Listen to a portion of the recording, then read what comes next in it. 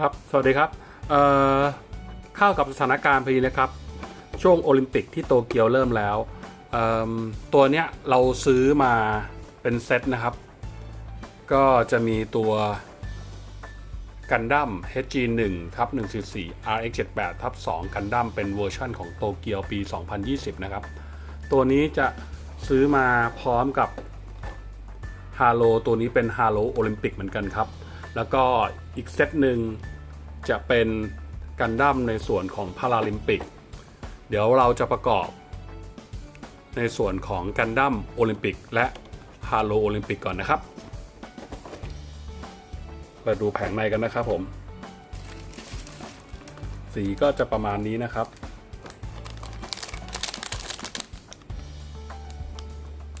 แล้วก็มีฐานมาให้นะครับแล้วก็มีสัญลักษณ์โอลิมปิกครับอันนี้สำหรับตัวของกันดั้มคลิปนี้จะเป็นคลิปที่เราต่อเสร็จแล้วก็มารีวิวนะครับหลังจากที่คลิปแรกที่เราทำเป็น Open Box ของทั้งตัวกันดั้มทั้งโอลิมปิกแล้วก็พาราลิมปิกแล้วก็ฮาโลทั้งโอลิมปิกและพาราลิมปิกนะครับอันนี้เป็นฮาโลพลานะครับฮาโลโอลิมปิกก็จะเป็นตัวขาวนะครับข้างในเป็นสีฟ้าน้ำเงิน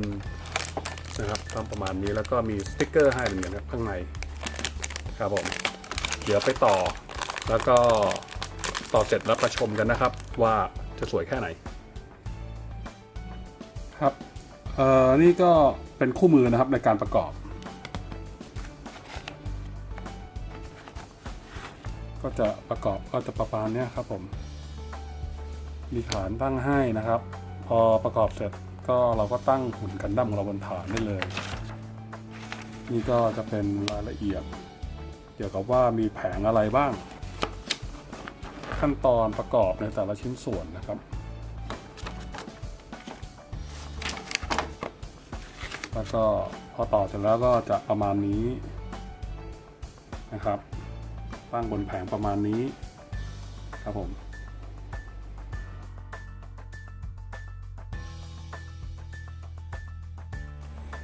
สำหรับตัวนี้นะครับก็จะมีฐานมาให้นะครับเป็นฐานที่เอาไว้เป็น Action Base ซึ่งเราก็สามารถที่จะเสียบตรงข้างล่างนะครับ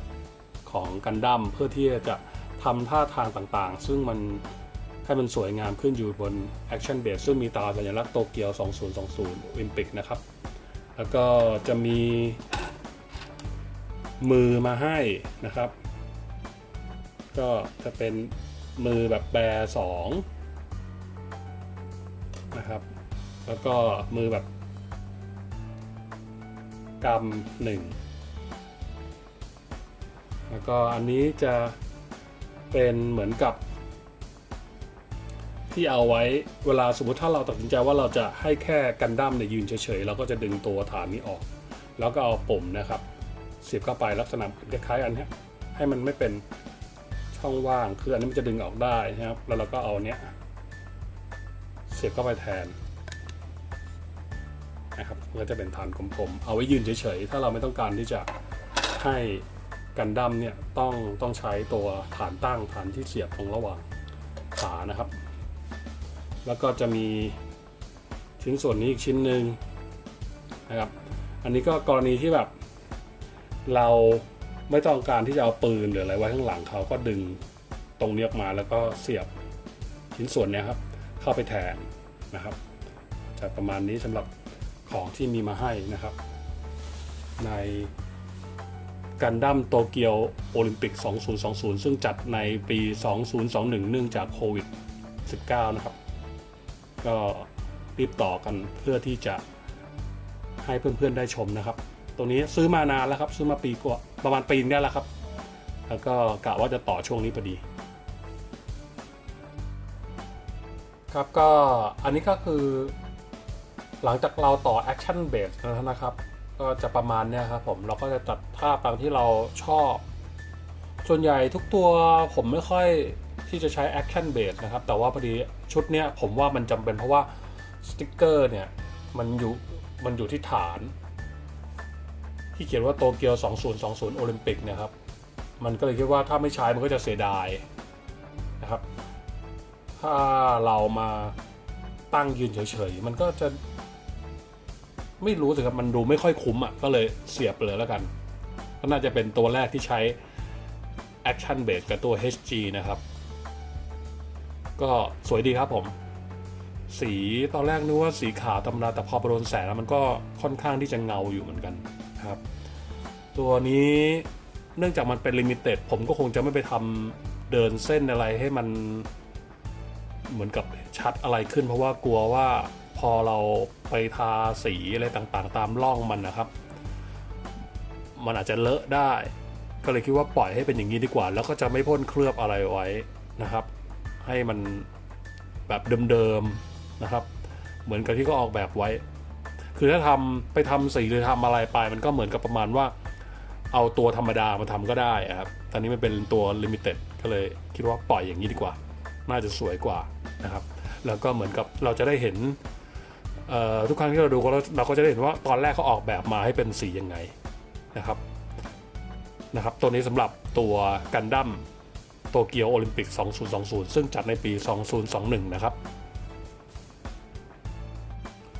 ก็ตัวนี้นะครับสติ๊กเกอร์ที่ให้มาก็จะมีตรงหัวไหล่นะครับตรงนี้แล้วก็ตรงหน้าอกนะครับผมแล้วก็ด้านตรงฐานนะครับที่เขียนว่าโตเกียว2020แล้วก็สัญลักษณ์โอลิมปิกนะครับโอเคครับคราวนี้เราก็เปิดกล่องตัวฮาโลพลาฮาโลนะครับเวอร์ชันโอลิมปิกแล้วนะครับก็จะมีชิ้นส่วนตามแผงรันเนอร์ประมาณนี้ครับไม่เยอะครับง่ายๆต่อแป๊บเดียวก็เสร็จนะครับสีก็ประมาณนี้ต่อเสร็จแล้วก็จะประมาณนี้นะครับฮาโลพลานะครับเดี๋ยวไปต่อแล้วนะครับแล้วเดี๋ยวมาดูกันว่าต่อเสร็จจะเป็นไง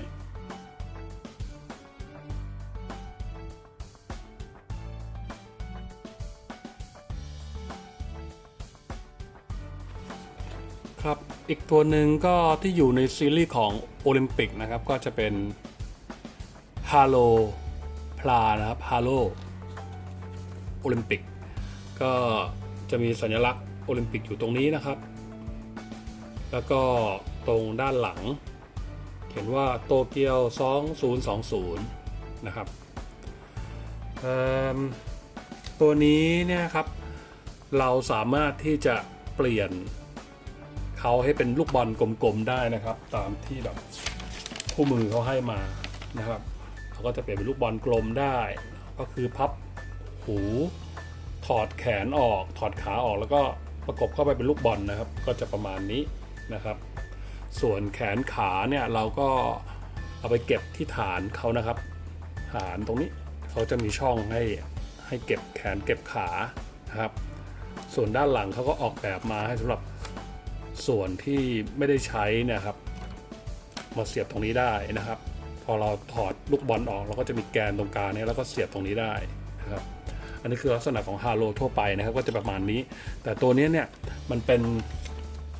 ลิมิเต็ดนะครับก็ลิมิเต็ดตรงที่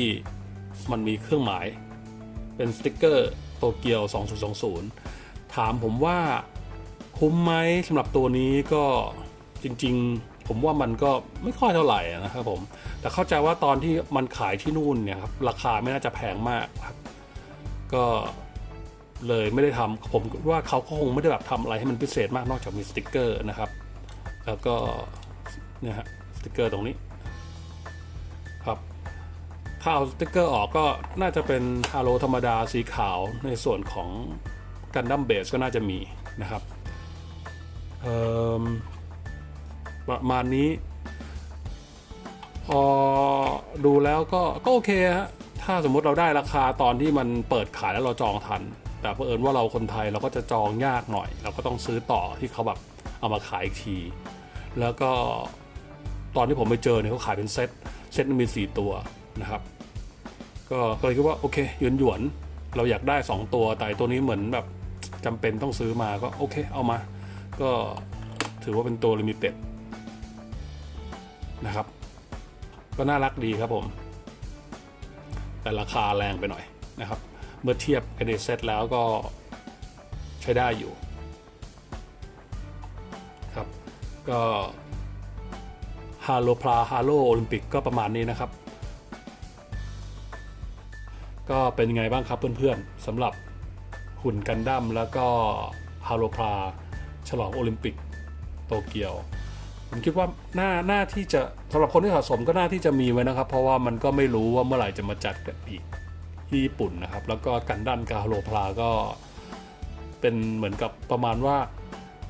สัญลักษณ์เลยสำหรับญี่ปุ่นสำหรับคนที่เขาแบบสะสมของเล่นประมาณกันดั้มนะครับชุดนี้ก็คิดว่าหน้าที่จะสะสมนะครับดูแล้วเป็นยังไงบ้างครับผมว่ามันใช้ได้นะครับน่ารักดีนะครับแล้วเดี๋ยวพอช่วงพาราลิมปิกผมก็จะมาต่อแล้วก็รีวิวให้เพื่อนๆดูทีนะครับสำหรับกันดั้มแล้วก็ฮาโลพลาพาราลิมปิกนะครับในเซตนี้จะมีทั้งหมด4ตัวนะครับแต่ผมเลือกเอาตัวโอลิมปิกออกมาโชว์ก่อนนะครับหวังว่าเพื่อนๆจะชอบนะครับขอบคุณครับ